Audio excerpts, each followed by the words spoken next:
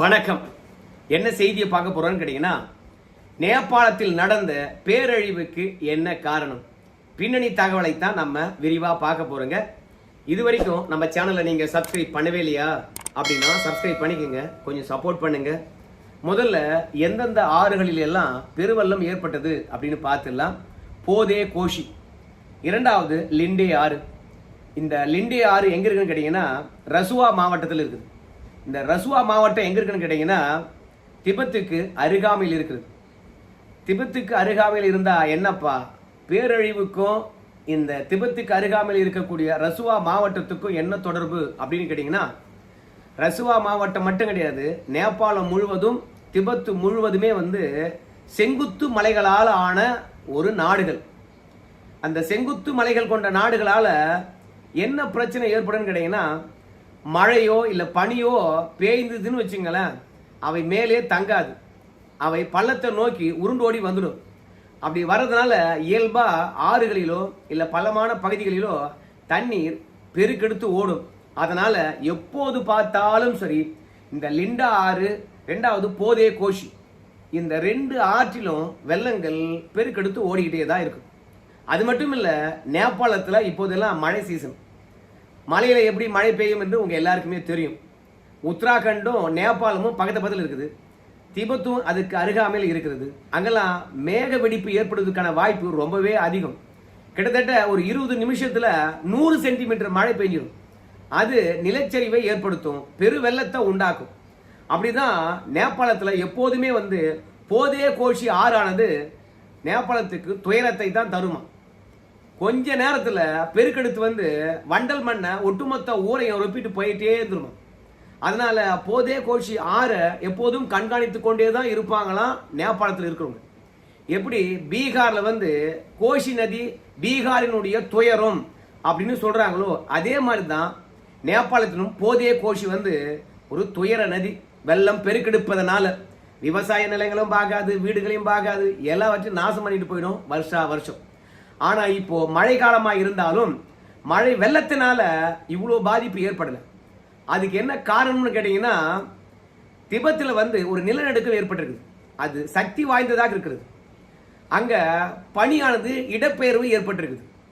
அந்த பனி இடப்பெயர்வானது நேரா போதே கோஷி லிண்டா ஆற்றில் கலந்திருக்கு. பனிக்கட்டிகள் பெருசு பெருசா இருந்தது. இரண்டாவது, திபெத்தில் இருந்து ஒரு பாலம் உடைந்ததுனால இன்னும் தண்ணீரானது அதிவேகத்துல உருண்டோடி வந்திருக்கு. அப்படி உருண்டோடி வந்ததுனால தான் நீங்க பார்க்கின்ற காட்சி நேபாளத்துல அரங்கேறி இருக்குது. ராசுவா மார்க்கெட் நீங்க பார்க்கின்ற இடம் 4 செகண்ட்ல ஒட்டுமொத்தமாக நாசமாய் போச்சா. அந்த அளவுக்கு தண்ணீர் வேகம் பெருக்கெடுத்து ஓடி இருக்கிறது. இதுக்கு எல்லாம் காரணம் திபெத்தில் ஏற்பட்ட நிலநடுக்கம் தான். பொதுவா அணைகளுக்கு உள்ளாக ஏற்படுகின்ற நிலநடுக்கமானது கண்டிப்பா பெரிய சேதத்தை ஏற்படுத்தும் என்ற விஷயமானது உங்க எல்லாருக்கும் தெரியும். இரண்டாவது, சீனாக்காரனை பொறுத்த வரைக்கும் எல்லாமே மேக்கப் தான். சீன பொருட்கள் எப்படி இருக்கும் என்று உங்க எல்லாருக்குமே தெரியும். பயன்படுத்துவோம், தூக்கி போட்டுருவோம், அவ்வளவுதான், முடிஞ்சது சோழி. அந்த மாதிரி தான் திபெத்திலையும் அவன் அணை கட்டி இருப்பான். அப்படி அணை கட்டுறது அத்தனையுமே ஒரு 100 ஆண்டு 200 ஆண்டு நிலைக்கணும் அப்படின்னு கட்டுறானா இல்லையோ, ஆனா ஒரு வேலையை சீக்கிரமா செய்து முடிச்சு உலகத்தினுடைய கவனத்தை நாம திருப்பிடணும் அப்படின்னு சீனாக்காரன் எப்போதுமே நினைப்பான். அதனால தான் இப்போ நிலநடுக்கம் ஏற்பட்ட உடனே அந்த அணையானது உடைகிறது, பனிக்கட்டிகள் இடம்பெயர்வு ஏற்படுகிறது. போதே கோஷி லிண்டா ஆற்றில் பெருவெள்ளம். பிறகு கிட்டத்தட்ட ஒரு 400 பேரை அடிச்சுக்கிட்டு போயிருது. அதுல 291 பேர் என்ன நிலையில இருக்கிறாங்க அப்படின்னு தெரியல. அந்த 400 பேர்ல 291 பேர் இந்தியர்கள். நான் நைட்டு 9 மணிக்கு இந்த வீடியோ எடுக்கின்ற தருணத்துல 93 பேர் உயிரிழந்து விட்டார்கள் என்ற செய்தியை நான் உங்களுக்கு சொல்லிக்கிறேன். அதே மாதிரி நுருவாகோட்டு, தாடிங்கு, ராசுவாகதி இந்த மாவட்டங்களை முழுவதும் இயற்கை எழில் சூழ்ந்த பகுதியாக மக்களால் இனம் காணப்பட்டது. அங்க போட்டிங் போறது, ட்ரக்கிங் போறதுன்னு சொல்லிவிட்டு ரொம்ப குஷியா ஜாலியா போவாங்க நிறைய சுற்றுலா பயணிகள். கண்கொள்ளா காட்சியாக இருக்கும். மடிப்பு மலைகள், செங்குத்து மலைகள், பனி படர்ந்த பிரதேசம். ஸோ அதனால ரம்மியமான காட்சியை ரசிப்பதற்கு நிறைய பேரும் போவாங்க. அப்படிதான் நம்ம தமிழ்நாட்டில் இருந்து, குறிப்பா கும்பகோணத்திலிருந்து ஒரு சுற்றுலா ஏஜென்சியானது 57 தமிழர்களை இந்த ராசுவதி அந்த மாவட்டத்துக்கு அழைச்சிக்கிட்டு போயிருக்கிறாங்க. அங்கே போனவங்கள கிட்டத்தட்ட ஒரு 37 பேர் வந்து 2 பேருந்தில் போயிருக்காங்க. அதில் 20 பேர் ஒரு பேருந்தில் போயிருக்காங்க. அந்த ஒரு பேருந்தில் போன 20 பேர் வந்து பாதுகாப்பாக இருக்காங்க. ஆனால் 37 பேர் போன அந்த 2 பேருந்து எங்கே இருக்குது, என்ன நிலையில் இருக்கிறாங்க அப்படின்ற விவரமானது நைட்டு 9 மணி வரைக்கும் தெரியல. ஆனால் பாதுகாப்பாக இருப்பாங்க அப்படின்னு 20 தமிழர்கள் பாதுகாப்பாக இருக்காங்களே அவங்க சொல்கிறாங்க. இறைவனிடம் நாங்கள் வேண்டிக்கிறோம் அப்படின்னு சொல்லியிருக்காங்க. ஏன்பா இவ்வளோ சுற்றுலா பயணிகள் வந்து ஒரே தருணத்தில் மாட்டிக்கிட்டாங்களே, என்ன காரணம் அப்படின்னு பார்க்கும்போது இந்த ராசுவா மாவட்டத்தின் வழியாகத்தான் வந்து கைலாஷ் மானசரோவர் யாத்திரைக்கு போகிறவங்களும் போகணும். அதனால தான் ஏகப்பட்ட சுற்றுலா பயணிகள் இந்த திடீர் பெருவெள்ளத்தில் சிக்கிக்கிட்டாங்க, மாண்டு விட்டார்கள். இன்னும் பேரிடர் மீட்பு குழுவானது மீட்பு பணியை செஞ்சுக்கிட்டு இருக்குதுங்க. இந்த பேரிடரினுடைய தன்மையை நம்ம விளக்க வேண்டும் என்றால் கிட்டத்தட்ட ராசுவா மாவட்டத்தில் இருந்த 13 அல்லது 14 மின் திட்டங்கள் ஒட்டுமொத்தமாக நாசம். மின் திட்டங்களுடைய கட்டுமானங்கள் எவ்வளோ ஸ்ட்ராங்காக இருக்குன்னு சொல்லிட்டு நினைச்சு பாருங்க. அதுவே தூள் தூளா உடைந்து சுக்குநூறாகி ஆற்று வழியாக பெருக்கெடுத்து ஓடுதுன்னு வச்சுங்களேன். அப்போ அந்த வெள்ளத்தினுடைய வேகம் எந்த அளவுக்கு இருக்குன்னு பாருங்களேன். அதனால நேபாளத்தில் 741 மெகாவாட் மின்சாரம் இப்போது கிடையாது, துண்டிக்கப்பட்டிருக்குது. அது மட்டும் இல்லை, இந்த ராசுவதி அப்புறம் போதே கோஷி லிண்டா ஆறு இந்த ஆற்றின் குறுக்கே கிட்டத்தட்ட 19 பாலங்கள் கட்டியிருக்காங்க. அந்த 19 பாலங்களும் சுத்தமாக அடிச்சுக்கிட்டு போச்சு. குறிப்பாக சொல்ல போனோம்னா நுவாகோட்டு, தாடிங்கு, ராசுவாகதி இந்த பகுதியில் இருக்கக்கூடிய எல்லா சாலைகளும் ஒட்டுமொத்தமாக நாசம். இந்த சாலைகள் நாசமானா என்ன ஆகும்? மீட்பு குழுவினர் அங்கே போகவே முடியாது.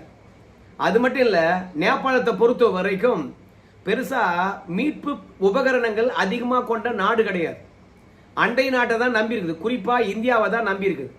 அதனால நம்முடைய உள்துறை அமைச்சர் இந்த நிகழ்வை கேள்விப்பட்ட உடனே வந்து நேபாள பிரதமர் யார் அவரு பலேந்திர ஷா அவரிடத்துல பேசியிருக்கிறார். உங்களுக்கு தேவையான அத்தனை உதவிகளும் நாங்க செய்யறோம் அப்படின்னு சொல்லிட்டு நம்ம மோடி அவர்களும் வந்து உடனடியாக உறுதி அளித்து நிவாரண பொருட்களுடன் வந்து கூடவே கனரக வாகனங்களுடன் வந்து குளோபல் C-130 ஃபிளைட் ஆனது நேபாளத்துக்கு பறந்துச்சு. குறிப்பா பொக்லைன்லாம் போயிருக்கும். இரண்டாவது மீட்பு ஹெலிகாப்டர்கள் போயிருக்குது. அவையெல்லாம் போய் சேர்ந்த பிறகுதான் இன்னும் எவ்வளவு பேர் அந்த சகதியில சிக்கிட்டு இருக்காங்க அப்படின்னு நம்ம பார்க்க முடியும். இந்த மீட்பு பணியில வந்து உள்ளூர் மக்கள் தான் ஈடுபடுகின்றார்கள். மீட்பு குழுவே வந்து பாத்தீங்கன்னா அங்க போக முடியாத ஒரு சூழ்நிலை. ரெண்டாவது, மக்களை மீட்க போன மீட்பு குழுவினர் கூட ஒரு 19 பேர் வந்து உயிரிழந்திருக்கின்றார்கள். ஸோ நம்ம சொன்னோம் இல்லையா ஆரம்பத்தில் ஒரு 93 பேர் உயிரிழந்து விட்டார்கள் என்று, அதுல மீட்பு குழுவினரும் அடங்கும். அப்படின்னா பாருங்களேன் அந்த பாதிப்பு எந்த அளவுக்கு அதிகமா இருக்கும் என்று சொல்லிட்டு. அதனால சேதமடைந்த பகுதிக்கு மீட்பு குழுவினர் போய் சேர்வதற்கு ரொம்பவே கஷ்டப்படுறாங்க. மீட்பு குழுவினர் வந்து அங்க போக முடியல. அதனால பாதிப்படைந்தவர்களை அங்க உயிர் பிழைத்தவர்களே போய் தங்க கிட்ட இருக்கக்கூடிய எளிய உபகரணங்களை பயன்படுத்தி ஒவ்வொருத்தரா மீட்டு கொண்டிருப்பதாக தகவல் தெரியுதுங்க. ஸோ மொத்தத்தில் ஒரு நிலநடுக்கம், பெருவெள்ளம் ஒட்டுமொத்த உயிரையும் காவு வாங்கியிருக்கிறது. ஸோ தமிழர்கள் நல்ல நிலையில் இருக்கணும். தமிழ்நாடு அரசாங்கமானது நேபாள அரசாங்கத்துக்கிட்டையும் பேசியிருக்காங்க. நம்ம இந்திய வெளியுறவுத்துறை அமைச்சகத்துக்கிட்ட வந்து நம்ம முதலமைச்சர் அவர்கள் பேசியிருப்பதா தெரியுது. ஹெல்ப்லைன் நம்பரும் கொடுத்துருக்குறாங்க. ஸோ தமிழர்களை பொறுத்த வரைக்கும் பாதுகாப்பாக இருப்பதாகத்தான் ஒரு செய்தி. அந்த 2 பேருந்துல இருந்தவங்க என்ன நிலை ஆனாங்க என்ற விஷயமானது நமக்கு தெரியவில்லை. ஸோ பாதுகாப்பாக வரணும் அவங்க எல்லாம் அப்படின்னு இறைவன்கிட்ட நம்ம வேண்டிக்குவோம். மற்றபடி நம்ம என்ன சொல்ல முடியும்? எல்லாருமே கடவுளை பார்க்க தான் போனாங்க. கடவுள் என்றால் இயற்கை தான், மலைகள் தான், வேற என்ன சொல்றது? ஆனால் போனவங்களுக்கு இப்படி ஏற்படும் என்று யார் நினைச்சாங்கன்னு சொல்லுங்க. அது மட்டும் இல்லை, இந்த மாதிரி நேபாளத்தில் எப்போதெல்லாம் பெருவெள்ளம் ஏற்படுகிறதோ அப்போது பீகாருக்கும் இந்த பிரச்சனை ஏற்படும். அதனால பீகாருடைய துயரம் கோசி. நம்ம நாட்டில் மிகப்பெரிய பாதுகாப்பு முன்னேற்பாடுகள் செய்திருக்கின்றார்கள். குறிப்பாக சொல்ல போனோம்னா வால்ஹீகார் நகர் கண்டக் அந்த அணையில் இருக்கக்கூடிய எல்லா தண்ணிகளையும் ஒட்டுமொத்தமாக வந்து பார்த்தீங்கன்னா வெளியேற்றிருக்காங்க. டேமே வந்து பார்த்தீங்கன்னா ஃப்ரீயாக வச்சுருக்காங்க. ஏன்னா நேபாளம் பக்கம் திரும்பினா எல்லா தண்ணீரும் நம்ம பக்கம் நோக்கி தான் வரும். அதனால முன்னெச்சரிக்கை ஏற்பாடுகளை செய்திருக்கின்றார்கள். ஸோ மொத்தத்தில் இந்தியா மற்றும் சீனா உதவியுடன் வந்து நேபாளம் மீண்டெழுந்து வரும் அப்படின்னு சொல்றாங்க. அதாவது நேபாளத்திலிருந்து திபெத்துக்கு உள்ளே போகணும் லோடு எடுத்துக்கிட்டு அப்படின்னு சொல்லிட்டு திபெத்துக்கும் அதே மாதிரி நேபாளத்துக்கும் இடையில் இருக்கக்கூடிய எல்லை பகுதியில் 200 லாரிகள் வெயிட் பண்ணிச்சு. அதை நம்முடைய வீடியோ காட்சிகள் கூட பார்க்கலாம். திடீர்னு பெருவெள்ளம் வந்ததுனால அந்த லாரிகள் அப்படியே அடிச்சுக்கிட்டு போயிடுச்சு. அப்போ அந்த லாரியில் இருந்த 200 டிரைவரு 200 கிளீனர் என்ன ஆனாங்க? லாரிக்கு அருகாமையில் தான் இருந்திருக்க போறாங்க. பெருவெள்ளத்தை கவனிச்சாங்களா இல்லை தூங்கினாங்களா என்னன்னு தெரியல. அதனால உயிரிழப்புகள் அதிகரித்திருக்கும் அப்படின்னு சொல்றாங்க. பொறுத்து பார்ப்போம். கூடுதலான தகவல் வருகின்ற போது என்னன்றது உங்ககிட்ட கொண்டு வந்து சேர்க்கின்றேன். மீட்பு பணிகள் எவ்வளவு விரைவாக நடக்கிறது, எத்தனை சதவீதம் மீட்பு பணிகள் முடிந்திருக்குது என்பதெல்லாம் அடுத்த வீடியோவில் விரிவாக பார்க்கலாம். இவ்வளவு நேரம் பார்த்தவர்களுக்கு நன்றிங்க.